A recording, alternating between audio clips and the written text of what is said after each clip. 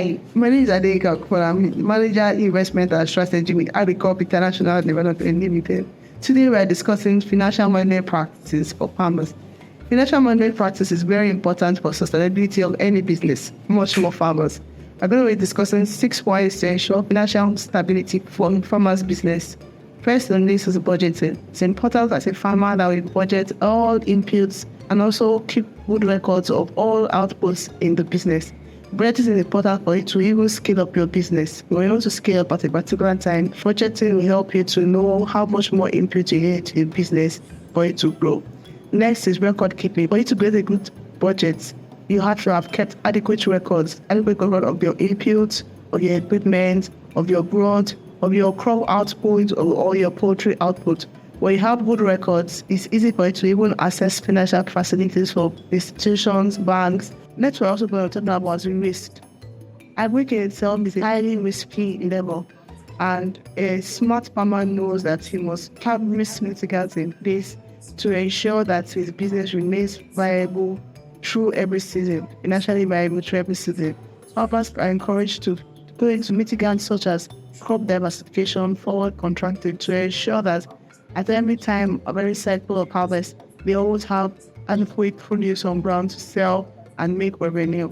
We're also going to be talking about credit management. Credit management basically says how farmers access facilities and repay these facilities to the bank. Where you have kept adequate records, you have done good budgeting, then you can always access credits from reputable organizations that are ready to lend a hand to farmers to help them scale their business or even just the working capital need. It's important in accessing credits that you don't take too much funds or too little funds. It's also important in credit management that to ensure that the returns, which is usually the interest rate paid on those funds, will not be so high as to kill the business. Saving and investment is important for the business. Farmers need to learn to set aside a portion of their incomes for capital expenses, savings, and investment for rainy days.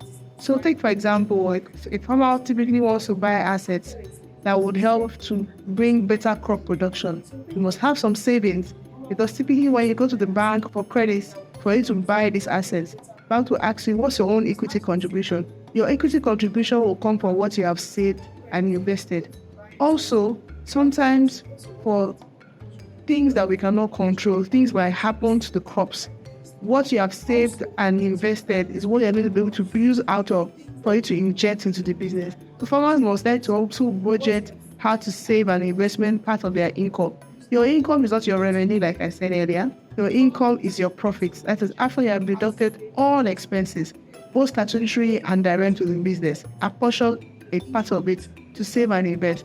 I always talk about the 70-20-10 rule. 70% of your income to go back into the business, 20% of it to go into saving into liquid assets, 10% into investing for long-term purpose.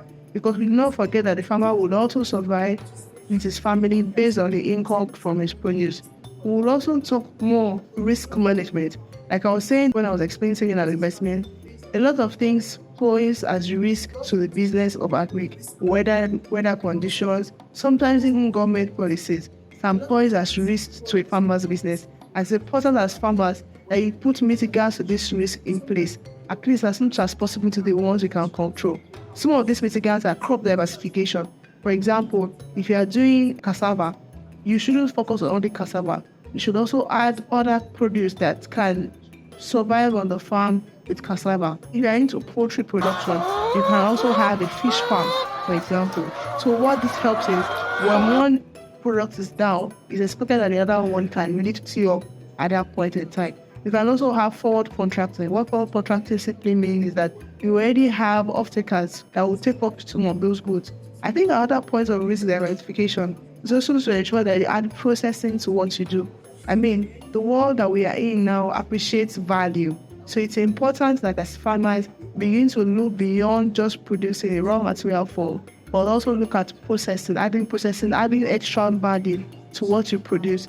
This will allow for farmers to be able to make great gains from what they produce. The last one I'm going to talk about is marketing. Any business must be marketed to the right customers. You won't produce and keep what you have produced on your farm and not sell. You must market it. You must also in marketing, think of processing, what you can add to what you are producing that will bring far more revenue to you and attract a larger audience to the business. I hope with these few points of mine, I've been able to convince you that financial management is important to sustain your business. Thank you.